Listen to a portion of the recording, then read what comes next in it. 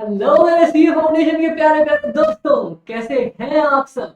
All good. I hope सब कुछ बहुत बहुत बहुत बढ़िया चल रहा होगा। तो सबसे पहले ये बताइए, एग्जाम्स की तैयारी कैसी चल रही है और एग्जाम्स में अकाउंट्स की तैयारी कैसी चल रही है? बढ़िया जा रही है? प्रोग्रेस चल रही है? रिविजन्स पे है क्या हम लोग? कितने रिविजन्स कर लिए हैं, कितने अपने टेस्ट दिए हैं? खुद से एक बार पूछ के देखो कि यार मैं एग्जाम्स के लिए कितना प्रिपेयर्ड चल रहा हूँ। क्या जिस स्पीड से काम कर रहा हूँ उस स्पीड से परफेक्ट है, या मेरे को अपनी स्पीड बढ़ानी पड़ेगी? ऑब्वियसली यार, कुछ दिन, गिनती के 20 दिन बचे हमारे अकाउंट्स के पेपर को, मेहनत लगा देनी है, जान फूंक देनी है। और जिन लोगों ने मुझसे पढ़ा है, आपको पता है ना, आपके अमित भाई आपके लिए हमेशा अवेलेबल है। और आपके लिए नहीं, आपके सारे दोस्तों के लिए, अगर आपको अकाउंट्स में कोई भी प्रॉब्लम हो आप मेरे को पिंग करो। मैं टेलीग्राम चैनल पर नीचे प्रोवाइड कर रहा हूँ, उसे ज्वाइन करो। कोई भी दिक्कत हो किसी भी पॉइंट से रिलेटेड फाउंडेशन अकाउंट्स की, अपन मिलके साथ में सॉल्व कर लेंगे। अभी आज हम क्यों आए हैं यहाँ पे? तो आप लोगों ने जब मेरे से पढ़ाई करी, आप लोगों ने एक चीज बताई कि अमित भाई अपने को ना थ्योरी में बहुत ज्यादा डाउट होता है। अपन प्रैक्टिकल तो प्रिपेयर कर लेते हैं, पर जब थ्योरी आती है ना एग्जाम्स में, वहां पे अपन लैग कर जाते हैं। इतनी आसान क्वेश्चंस आते हैं फिर भी हम पढ़ के नहीं जा पाते, हमें ये नहीं पता होता कि थ्योरी पढ़ के देनी कैसे है। तो मैं आज इसीलिए यहाँ पे आया हूँ, ताकि आप लोगों को ये बता सकूं कि सीए फाउंडेशन अकाउंट्स में हमें थ्योरी कितने प्यारी तरीके से पढ़नी है। क्या लॉ की तरह पूरा रटना है अपने को? क्या लंबे लंबे आंसर्स लिख के आने? कैसे करके आना है? अमित भाई कुछ तो समझाओ ना। तो समझाते हैं ना अपन, ये देखो। आ जाओ फटाफट से फटाफट से। स्क्रीन विजिबल है क्या आप लोगों को? परफेक्ट। तो पता है मैं आज क्या करवाने वाला हूँ आप लोगों को? मैं सबसे पहले तो ये बताऊंगा कि हम लोगों को कैसे थ्योरी लिख के आनी है, और दूसरा, जितने भी थ्योरी चैप्टर्स है ना उनके हर एक इंपॉर्टेंट पॉइंट्स हाईलाइट कराने वाला, कि भाई इतना पढ़ के जाओ, इतना ही लिख के आओ, मस्त नंबर आ जाएंगे। प्लस एक बहुत प्यारा गिफ्ट आपके लिए इस वीडियो के एंड में वेट कर रहा है, जो मैं वीडियो के एंड में बताऊंगा। तो स्टार्ट करें क्या गाइस? फटाफट से बिना टाइम वेस्ट किए पहला चैप्टर अपन स्टार्ट करने जा रहे हैं। इस पहले चैप्टर में क्या है अगर हम देखें तो, थ्योरेटिकल फ्रेमवर्क। थ्योरेटिकल फ्रेमवर्क हमें पूरा अकाउंट की एक थ्योरी के बारे में बताता है कि यार अकाउंट में जनरली क्या क्या थ्योरी होती है। तो इसमें मैं क्या करने वाला हूं, सबसे पहले मैं आप लोगों को दिखाता हूं कि हमारे पास कैसे थ्योरी आ सकती है। ये देखिए, इतना लंबा चौड़ा है ना, एक तो इसको पढ़ने की जरूरत है नहीं। मैं डायरेक्ट आप लोगों को एक पॉइंट दिखाता हूँ। आ जाइए आ जाइए। ये प्रोसीजर एस्पेक्ट्स ऑफ अकाउंटिंग, ये हमारे पास एग्जाम्स में भी क्वेश्चन आया हुआ है। और यहाँ पे मैं आप लोगों को दिखाने वाला हूँ कि हमें कैसे एग्जाम्स में आंसर प्रेजेंट करना है। क्वेश्चन है, on the basis of above definitions procedure of accounting can be basically divided into two parts, generating financial information and using the financial information. मतलब बोलता है, सबसे पहले ये बेसिक 2 नंबर का आने के बहुत कम चांसेस है। ये बोल रहा है कि अकाउंट्स का काम क्या है। सबसे पहले इंफॉर्मेशन जनरेट करना, दूसरा जो इंफॉर्मेशन जनरेट करी है ना उस इंफॉर्मेशन का यूज करना, ये 2 काम है। अब सबसे पहला पूछेगा कि in the procedural aspects of accounting explain generating financial information. इसके बारे में बोलेगा, एक्सप्लेन करके आओ कि जनरेटिंग फाइनेंशियल इंफॉर्मेशन में क्या क्या चीजें आती है। हम जो फाइनेंशियल इंफॉर्मेशन जनरेट करते हैं ना उसमें कौन कौन से पॉइंट्स इंक्लूड होते हैं। तो ये चीजें मैंने क्लास में भी बताई थी। इतने सारे पॉइंट्स है ना, कभी भी ये क्वेश्चन अगर आया तो 4 से 5 नंबर का आएगा। और सिर्फ हमारा पता है मेन फोकस क्या होना चाहिए। देखो मैं हाईलाइटर से दिखाता हूँ, ये पॉइंट्स, ये दिख रहा है क्या आपको? क्लियरली विजिबल है? कुछ भी हो जाए, कुछ भी हो जाए, हमारा फोकस होना चाहिए कि हमें ये जरूर लिख के आना है। अमित भाई क्या इतना लिखने से हो जाएगा क्या? इतना लिखने से एटलीस्ट अगर 5 नंबर का क्वेश्चन है ना, आपको 2.5 से 3 नंबर जरूर मिल जाएंगे। कुछ भी अगर आप आंख बंद करके इनमें से कोई 5 पॉइंट लिख के आ गए। जैसे मैं बताता हूँ, हमारा है कि जनरेटिंग फाइनेंशियल इंफॉर्मेशन में कौन कौन सी चीजें आती है। सबसे पहला काम होता है रिकॉर्ड करना। क्या करेंगे अपन? कोई भी ट्रांजेक्शन या कुछ भी होता है उसे अपन रिकॉर्ड करके चलते हैं ना, अपना सबसे पहला काम है रिकॉर्ड करना। उसके बाद उसको क्लासिफाई करना। जो 3 हेड्स आते हैं अपने, ट्रायल बैलेंस आता है, प्रॉफिट एंड लॉस आता है, बैलेंस शीट आता है, उसको अपन उसमें क्लासिफाई करते हैं। उसके बाद समराइज करते हैं, एक समरी के फॉर्म में प्रिपेयर करते हैं। एनालिसिस, उसको जो भी हमने इंफॉर्मेशन प्रिपेयर करी उसको एनालाइज करते हैं कि यार इसमें क्या क्या चीजें अपन ने डाली और किस काम के लिए आ सकती है। उससे इंटरप्रीट करते हैं और फाइनली रिजल्ट्स को कम्युनिकेट करते हैं। तो हमारे पास पॉइंट्स 6 हैं। ठीक है, एग्जाम में कैसे थ्योरी लिख के आएंगे? अपन इनमें से कोई भी 5 पॉइंट्स लिखेंगे और उसके अंदर का या तो खुद से लिख के आ सकते हो, एक्सप्लेन करके आ सकते हो पॉइंट्स, या फिर इनमें से कोई भी अगर आपको रिकॉर्डिंग से रिलेटेड पॉइंट याद है तो वो लिख के आते हो, बात खत्म। पक्का डन डन डन, 5 में से 5 नंबर मिलेंगे। लॉ की तरह अपने को लंबे आंसर्स नहीं लिखने। अगर आपने पॉइंट्स डाल दिए 1 2 3 4 5, 5 पॉइंट्स डाल दिए, सबके बारे में सिर्फ 2 लाइन लिखी है आपने, देन आपको 5 में से 5 नंबर आएंगे, कोई भी नहीं रोक सकता। तो ऐसे लिख के आया जाता है अकाउंट्स की थ्योरी। लॉ की तरह लंबे लंबे आंसर नहीं लिखने, बहुत एक्सप्लेन नहीं करना। बीकॉम नहीं चल रहा, अपना सीए चल रहा है, मेन फोकस होना चाहिए कोई भी 5 पॉइंट्स इनमें से आप लिख के आओ और अंदर एक्सप्लेन करके आओ। जैसे रिकॉर्डिंग में क्या लिख के आ सकते हो कि मेन फोकस होता है हमारा जो भी हमारे ट्रांजेक्शन और इवेंट्स होते हैं उसको रिकॉर्ड करके चलना। This is the basic function of accounting. All the transactions financial character are evidence by some documents such as sales bill, passbook. मतलब जितने भी हमारे पास ट्रांजेक्शंस हैं, जिनके हमारे पास डॉक्यूमेंट्स हैं, are recorded in the books of accounts. बस यहां तक भी लिख के आ गए, ये पॉइंट रिकॉर्डिंग लिखा है, डन, कोई दिक्कत नहीं है। तो अभी अपन फर्स्ट चैप्टर के सारे इंपॉर्टेंट पॉइंट्स हाईलाइट करते हैं, ठीक है। चलिए, जनरेटिंग फाइनेंशियल इंफॉर्मेशन, ये हमारे पास डन 5 नंबर का एक क्वेश्चन आ सकता है। इसके बाद using the financial information, financial information को कैसे यूज करेंगे, इसके बारे में थ्योरी आने की बहुत कम चांसेस है क्योंकि पॉइंटर्स नहीं है, ठीक है। इसलिए बस एक बार जस्ट रीड, इसको बस पढ़ लेना कि इसमें क्या दिया है, या मैं पढ़ा दूं आप लोगों को। There are certain users of the accounts, earlier it was viewed that accounting is meant for the proprietor और ओनर ऑफ द बिजनेस। पहले माना जाता था कि सिर्फ और सिर्फ ओनर या बिजनेस के लिए है, but changing social relationships diluted the earlier thinking.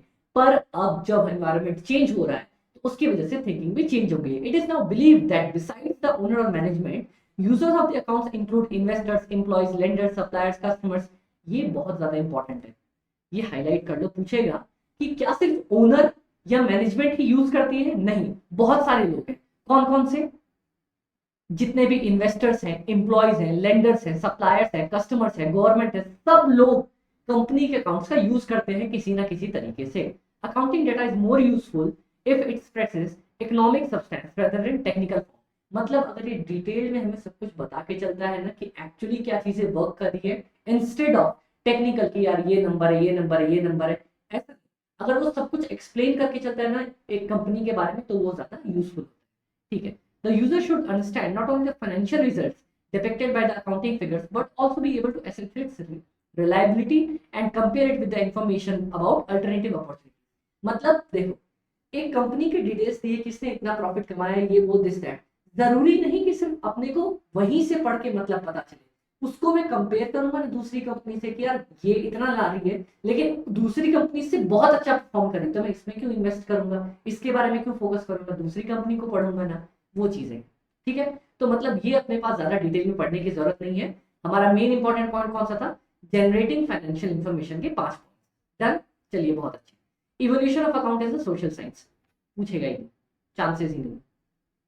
अब सबसे important, most important, objectives of the accounting. Accounting के हमारे पास क्या क्या ऑब्जेक्टिव्स होते हैं? ऊपर अपन ने पढ़ के आता है कि जनरेटिंग फाइनेंशियल इंफॉर्मेशन में क्या क्या चीजें आती हैं। अब यहाँ पे पढ़ेंगे कि अकाउंटिंग का हमारे पास क्या क्या ऑब्जेक्टिव है। सबसे पहले कि सारे ट्रांजेक्शन्स को रिकॉर्ड करके चल लेना, बहुत अच्छे।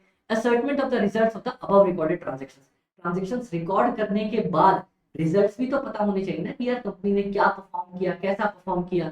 Ascertainment of the financial position of the business, financial position पता है क्या होता है? कंपनी आज की डेट पे कैसे स्टैंड कर रही है, जो बैलेंस शीट अपन बनाते हैं ना, उसी को बोला जाता है financial position of the company.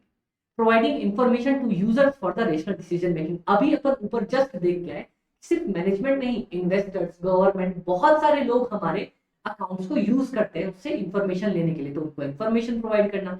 और लास्ट में to know the solvency problem.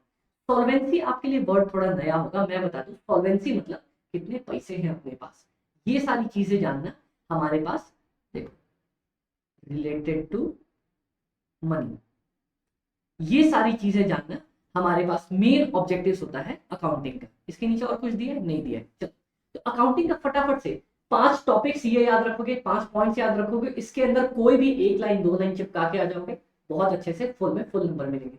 कौन कौन से? जल्दी जल्दी बता दो मेरे को। हमारे पास अकाउंटिंग का ऑब्जेक्टिव है, सबसे पहले सारे ट्रांजेक्शन्स को रिकॉर्ड कर लिया। दूसरा काम क्या है? जितने भी अपन ऊपर ट्रांजेक्शन्स रिकॉर्ड किए थे उसको एनालाइज करके रिजल्ट्स का पता करना, पता कर लिया। फिर उसके बाद 2 चीजें पता करो फटाफट से। कौन सा? कि कंपनी की अभी फाइनेंशियल पोजीशन क्या चल रही है, दूसरा कंपनी की सॉल्वेंसी कितनी है, ये दोनों पता कर लेंगे। और लास्ट में providing information to users, to different users लिख देता। कौन कौन से डिफरेंट यूजर्स अपन ऊपर पढ़ के आए थे ना, गवर्नमेंट हो गई, इन्वेस्टर्स हो गए, employees for the rational decision making. Done. चलिए, हमारे पास एक ये पॉइंट आ गया। अगला मैं हाईलाइट करा रहा हूं क्या पढ़ना है और चीजें बता रहा हूं, ठीक है। Functions of the accounting, another important point. पता है जैसे भी ये पॉइंट्स आपको 5 नंबर वाले दिखते हैं ना, ये फटाफट से इंस्टीट्यूट इजीली उठा के आपको पूछ देता है what are the functions of the accounting. Objectives और फंक्शन में कंफ्यूज मत कर जाना। ऑब्जेक्टिव्स मतलब उसका क्या मकसद है, और फंक्शन मतलब वो क्या क्या काम करता है, ठीक है। फंक्शंस ऑफ द अकाउंटिंग, सबसे पहला है इसका मेजरमेंट। जो भी ट्रांजेक्शन है उसको मेजर करना, फोरकास्ट करना कि आगे आने वाला फ्यूचर क्या होने वाला है। जनरली पता है क्या करते हैं, यार पिछले साल ना मैंने 10,000 रुपए कमाए थे, 10,000 नहीं, बड़ी कंपनी है, 10 लाख रुपए कमाए थे। आने वाला साल अच्छा आने वाला है, मेरे को लग रहा है 15 लाख कमाऊंगा मैं, 1.5 गुना कमाऊंगा। क्या करते हैं अपन, फोरकास्ट करके चलते हैं। उसके बाद डिसीजन मेकिंग, अभी अपन ने पढ़ा ना, अकाउंट्स का यूज करते हैं हम डिसीजन लेने के लिए। कंपेयर एंड इवेल्युएशन, यार मेरी कंपनी 10 लाख कमा पाई, सामने वाली तो 11 लाख कमा गई, मतलब मैं कम परफॉर्म कर रहा हूँ, मेरे को कंपीट करना है सामने वाले से। कंट्रोल, कंट्रोल जनरली क्या होता है, accounting also identifies weakness of the operating system. देखो जब अकाउंट्स बनाते हैं ना तो पता चलता है कि यार बनाने में ये यहाँ पे ये चीजें दिक्कत आ रही है, तो मैं उनको ठीक कर सकता हूँ, तो कंट्रोलिंग का काम हो जाता है। गवर्नमेंट रेगुलेशंस एंड टैक्सेशन, जब मैं अकाउंट्स बनाता हूँ तो मेरे को पता चलता है कि गवर्नमेंट को टैक्स कितना देना, फाइनली मैं टैक्स दे सकता हूँ। तो ये हमारे फंक्शंस ऑफ द अकाउंटिंग है। क्या लिख के आएंगे इसमें भी अपन, अमित भाई जैसे आपने बताया वैसे का वैसा है। इंपॉर्टेंट है फर्स्ट पॉइंट्स, उसके बाद अंदर का कोई भी कंटेंट। ये अगर जैसे आप लिख दोगे ना, आपने लिखा government regulations and taxations, accounts helps us to determine the amount of taxations and pay taxation on time. बस। Necessary information to the government to exercise control entity as well as collection of the tax revenues, government को help कर देता है to determine the amount of the taxes and helps in collection of the tax. बात खत्म। ये चीज लिख के आगे, डन खत्म, इतनी सी बात थी। बुक कीपिंग, बुक कीपिंग के बारे में नहीं आएगा। Objectives of the book keeping आ सकता है 2 नंबर का, same as objectives of accounting, मैंने पहले ही लिख रखा है, देखो। Complete recording of the transactions, transactions को रिकॉर्ड करना, ascertainment of the financial effect on the business, या फिर डिटरमाइन फाइनेंशियल पोजीशन। वही ऊपर वाला पॉइंट था, सेम टू सेम लिख के आने वाला, कोई दिक्कत नहीं है। मैंने लिख दिया same as objectives of account. Distinction between book keeping and accounting, ये इंपॉर्टेंट। फिर से देखो 5 पॉइंट्स है ना, कि बुक कीपिंग मतलब सिर्फ बुक्स बनाना, और अकाउंटिंग करना, दोनों में फर्क क्या है, ये देखो। It is process along related only recording of the transactions. Book keeping बोलता है खाली रिकॉर्ड करके चलो, ये बोलता है रिकॉर्ड, रिकॉर्ड करो, समराइज करो, सब कुछ करो, ठीक है। ये देखो मैंने यहाँ पे पहले से ही शॉर्ट में लिख रखा है, सिर्फ रिकॉर्डिंग पे फोकस है इसका, इसका रिकॉर्डिंग पे और समराइजिंग दोनों। इसमें बुक कीपिंग में हम सिर्फ ट्रांजेक्शंस रिकॉर्ड कर देते हैं, फाइनेंशियल स्टेटमेंट नहीं बनाते, यहाँ पे फाइनेंशियल स्टेटमेंट्स भी बनाते हैं। मैनेजर्स कांट टेक डिसीजंस, यार जब हमने सिर्फ रिकॉर्ड किया, समराइज नहीं किया, तो मैनेजर्स डिसीजन नहीं ले सकते, यहाँ पे डिसीजंस ले सकते हैं। उसके बाद पढ़ा था अपने फाइनेंशियल सॉल्वेंसी, यहाँ पे नहीं फाइंड कर सकते क्योंकि अपने पास डिटेल्ड नहीं है ना, यहाँ पे फाइनेंशियल सॉल्वेंसी फाइंड कर सकते हैं। नो सब फील्ड, इसका कोई और फील्ड नहीं है, इसकी एक और फील्ड है मैनेजमेंट अकाउंटिंग, ये वाला पॉइंट रहे। 5 पॉइंट्स, 1 2 3 4, 4 में 5, चलो यार इसको याद करना ही पड़ेगा अपने को। ये 5 पॉइंट्स अपन याद करके चलेंगे। कौन कौन सा, बुक कीपिंग सिर्फ रिकॉर्डिंग में फोकस करता है, हमारे पास अकाउंटिंग क्या है, समराइजिंग और रिकॉर्डिंग, इसके बेसिस पे कोई मैनेजर डिसीजन नहीं ले सकता, यहाँ पे अकाउंटिंग में डिसीजन ले सकता है। थर्ड पॉइंट कौन सा, हमारे पास सॉल्वेंसी पता चल सकती है, यहाँ पे पता अकाउंटिंग में पता चलती है, बुक कीपिंग में पता नहीं चल सकती। बुक कीपिंग में फाइनेंशियल स्टेटमेंट्स नहीं बनते, अकाउंटिंग में बनते हैं। बुक कीपिंग की कोई सब फील्ड नहीं है, अकाउंटिंग की सब फील्ड है, कौन सी, मैनेजमेंट अकाउंटिंग, ठीक है, बहुत अच्छे। उसके बाद सब फील्ड्स ऑफ द अकाउंटिंग, पूछने के चांसेस कम है बट स्टिल एक बार पढ़ के जाना, पढ़ के जरूर जाना। देखो जितने मतलब अपने सब्जेक्ट्स है ना, कुछ याद कर लो, वही आएंगे। कौन कौन से, देखो मैं बताता हूँ। अकाउंटिंग का कौन कौन सा हो सकता है, एक तो फाइनेंशियल अकाउंटिंग, एक management accounting, cost accounting, cost accounting हमारा इंटर में सब्जेक्ट है जो मैं ही पढ़ाता हूँ। Social responsibility accounting, human resource accounting, रुको मैं इसके बारे में कुछ बना के देता हूँ।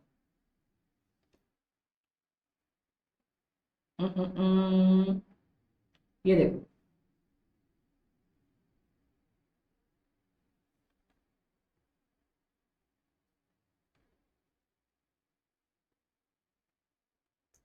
इसका कीवर्ड है HCS, हॉली क्रॉस स्कूल। हॉली क्रॉस स्कूल गर्ल्स का स्कूल है, अगर किसी को कभी याद हो। हॉली क्रॉस स्कूल में अपन ने फाइनेंशियल मैनेजमेंट पढ़ाई करी, ठीक है, बस बात खत्म। यही इसका शॉर्टकट है। बताऊं कैसे? ये देखो, human resource manage, human resource की अकाउंटिंग, ठीक है, HR अकाउंटिंग। C से कॉस्ट अकाउंटिंग, ठीक है। S से सोशल रिस्पॉन्सिबिलिटी अकाउंटिंग। F से फाइनेंशियल अकाउंटिंग। और M से मैनेजमेंट अकाउंटिंग। हो गया ना? हॉली क्रॉस स्कूल में हमने फाइनेंशियल मैनेजमेंट पढ़ा। कौन कौन सा? जल्दी से, HR की अकाउंटिंग, उसके बाद C से कॉस्ट अकाउंटिंग, S से सोशल रिस्पॉन्सिबिलिटी अकाउंटिंग, F से फाइनेंशियल अकाउंटिंग, M से मैनेजमेंट अकाउंटिंग। बात खत्म। ये 5 पॉइंट्स भी लिख के आ गए ना, 3 नंबर पास में से डन मिल जाएंगे, कोई दिक्कत नहीं। Users of the accounting information, ये अपने पास पक्का पक्का पक्का इसमें पूछेगा।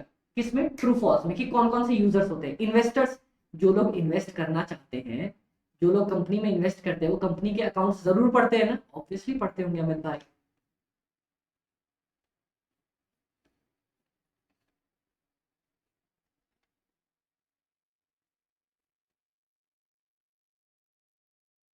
उसके बाद इंप्लॉइज, जो अंदर के एम्प्लॉयज हैं, वो क्यों अकाउंट्स देखना चाहेंगे? यार एक बात बताओ, आप किसी कंपनी में काम कर रहे हो, आपने अकाउंट्स देखा, कंपनी 3 साल से घाटे में जा रही है, आपको पक्का पता है कंपनी डूबने वाली है, आप स्विच करने के बारे में सोचोगे ना, यार ये तो कंपनी डूब जाएगी, मेरे पैसे कहाँ से देगी, सैलरी कहाँ से देगी, ठीक है। Leaders, they are interested to know whether the loan principal, leaders है लेंडर्स है?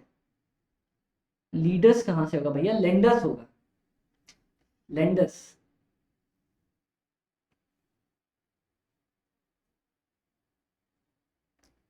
जो लोग लोन प्रोवाइड करते हैं, वो लोग जनरली फोकस करते हैं कि उनको लोन टाइम पे, उनका लोन की जो रीपेमेंट है टाइम पे मिलेगी या नहीं। सप्लायर्स और क्रेडिटर्स, सप्लायर्स और क्रेडिटर्स हमें सामान देते हैं, तो उनको किस चीज की टेंशन रहेगी? भैया कंपनी मेरे सामान के पैसे देगी या नहीं देगी। कस्टमर्स, कस्टमर्स को किस चीज की टेंशन रहती है? यार एक बात बताओ, अगर मैं सामान कहीं से खरीद रहा हूँ, ठीक है, मेरे को बहुत अच्छा सामान मिल रहा है वहां से, तो मैं ये चीज देखता रहूंगा ना कि कंपनी मेरे को सामान देती रहेगी या नहीं। अब मान लो फॉर एग्जाम्पल, मैंने किसी एयरलाइन का 1 साल का 2 साल का पास खरीद लिया पूरा, ठीक है।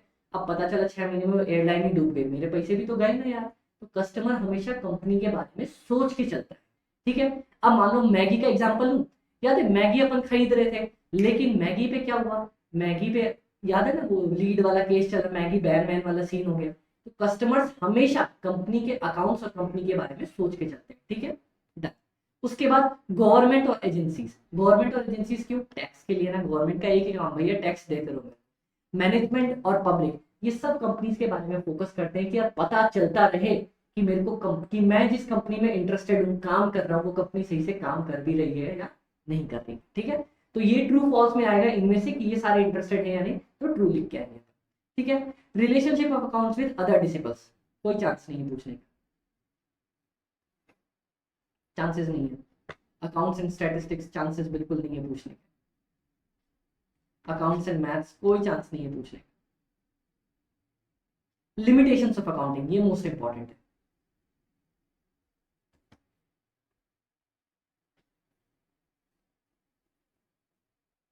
देखो, जो मैंने बोला कि पूछने के कम चांसेस है, वो इस बेसिस पे क्योंकि वो ज्यादा इंपॉर्टेंट नहीं है, तो मैं थ्योरी आप लोगों को वो बता रहा हूँ जो मोस्ट इंपॉर्टेंट है। स्टिल आप चाहो तो पूरा पढ़ के जा सकते हो, बाद में ये ना बोलना अमित भाई आपने छुड़वा दिया और वो आ गया एग्जाम में। जो मोस्ट इंपॉर्टेंट थ्योरी है ना, जो लास्ट टाइम पे आपको एक्स्ट्रा फोकस करनी ही करनी है, मैं उन पे फोकस करवा रहा हूँ, ठीक है गाइस। चलिए, अब हमारे पास है limitations of the accounting. Accounting में लिमिटेशंस क्या क्या चलती है? अभी तक तो अपन फंक्शंस देखते आए, ऑब्जेक्टिव्स देखते आए, सब कुछ देखा ना। अब लिमिटेशंस ऑफ द अकाउंटिंग देखो। Balance sheet shows the position of the business on the day of its preparation, not on the future. Balance sheet जैसे एज एट होती है उस डेट पे बताती है, फ्यूचर का नहीं बताती, ठीक है।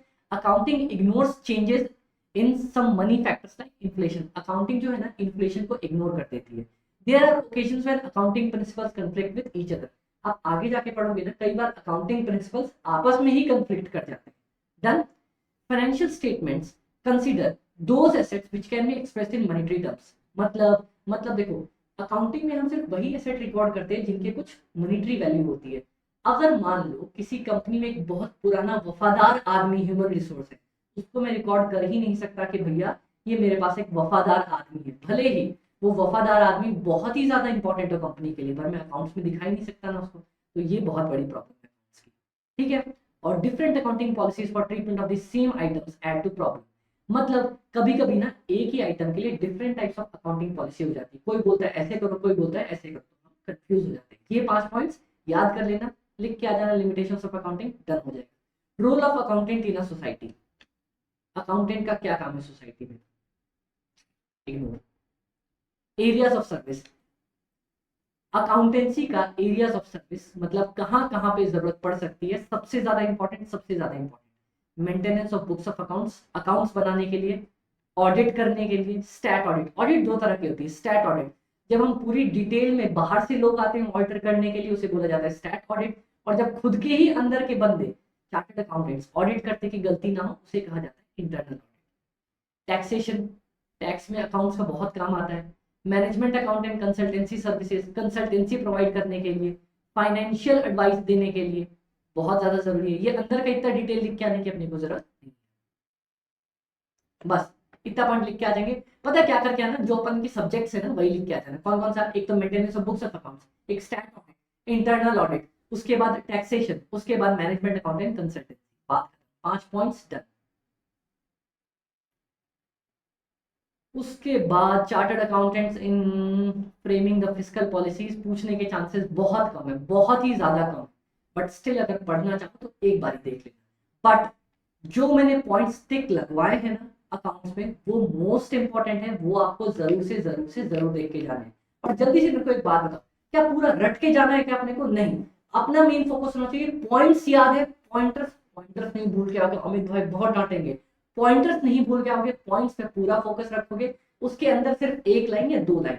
मेरे को आज ही आप लोगों में से किसी ने पूछा था ना मिलके कि अमित भाई बता दो ना थ्योरी कैसे याद करें, तो बता दिया ना, पॉइंट्स याद रखेंगे, उसके अंदर की 1 या 2 लाइन खुद की चिपका के आ जाएंगे, ठीक है गाइस। मेन फोकस पता चल गया ना किस पे, इस चैप्टर का मैंने डाला है, कल नेक्स्ट चैप्टर का डालूंगा, उसके बाद अगला नेक्स्ट चैप्टर का, इस तरह से हम पूरे थ्योरी में जो जो इंपॉर्टेंट टॉपिक्स है ना उसको मैं हाईलाइट करवा दूंगा आप लोगों को, ताकि आप लोग फुल फोकस से पढ़ सकें। ओके गाइस, चलो ऑल द बेस्ट, बहुत बहुत बहुत अच्छे से तैयारी करनी है, और कोई भी डाउट हो आपको पता है कहाँ पिंग करना है, कहाँ पिंग करोगे, fast cost FM bye AB, ये हमारा टेलीग्राम चैनल है, फटाफट से जाके इसको ज्वाइन करो। और अगर ये यूट्यूब चैनल सब्सक्राइब नहीं किया ना, फटाफट से सब्सक्राइब करो, लाइक करो वीडियो को, और अपने दोस्तों को भेजो कि अकाउंट्स की थ्योरी अमित भाई फटाफट फटाफट बहुत प्यारे तरीके से रिवाइज कर पा रहे हैं, ठीक है गाइस। और लास्ट में एक सरप्राइज जो मैंने आप लोगों को बोला था, मैं आप लोगों को वो सरप्राइज दिखा देता हूँ, दिखाऊंगे, चलो दिखाता हूँ। हाँ, ये रहा, ये रहा, ये देखो, विजिबल है क्या आप लोगों को? तो सरप्राइज ये है कि आज तक एग्जाम्स में जितने भी थ्योरी पूछी गई है ना, मई 18 से लेके अभी तक, ये देखो, मई 18 से लेके मई 23 तक सब मैंने एक PDF में आप लोगों के लिए कंपाइल कर दिए। एग्जाम्स के ही क्वेश्चन है, देखो जस्ट कॉपी पेस्ट मैंने किया और कुछ नहीं किया, पर आप लोगों की मेहनत थोड़ी कम कर दी।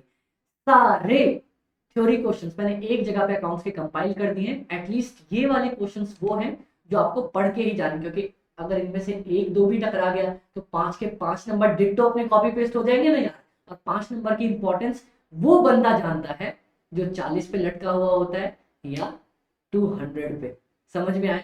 तो गाइस फुल फोकस करेंगे, मैं ये आपको गिफ्ट के तौर पे दे रहा हूँ। जितने भी हमारे पास थ्योरी क्वेश्चंस आए हैं आपको मेरे टेलीग्राम चैनल पे ये पक्का मिल जाएंगे, तो अभी जाओ फटाफट से सब्सक्राइब करो, और अकाउंट्स की तैयारी पे फुल फोकस रखना है, ठीक है गाइस। चलो ऑल द बेस्ट, अच्छे से पढ़ाई करो, और कोई भी डाउट हो तो मेरे को मेरे टेलीग्राम चैनल पे पिंग करना। All the best guys, bye bye.